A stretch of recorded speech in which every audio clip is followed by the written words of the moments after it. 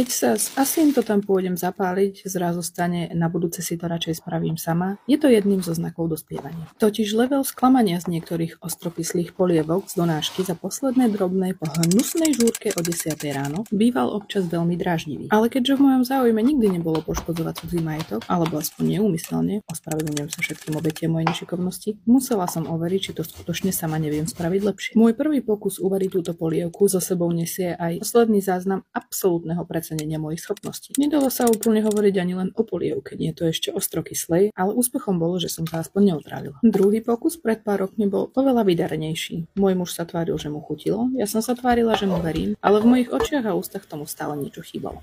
Ako sa hovorí, do tretice všetko dobré a dnes je ten deň. Naštudovala som si mnoho receptov z rôznych zdrojov a tiež si myslím, že už oveľa viac rozumiem chuti a intenzite jednotlivých zložiek. Polievka vyšla výborne, ale viete, ako som vám minule hovorila o tom, že vždy, keď dávate nejakú pikantnú zložku do jedla, treba to vopred ochutnať. A tiež, ako som vravela, že občas vodu kážem a víno pijem, tak povedzme, že sme pri jedení boli radi za tú prirodzene ťahavú konzistenciu. Až mi hlas odchádza.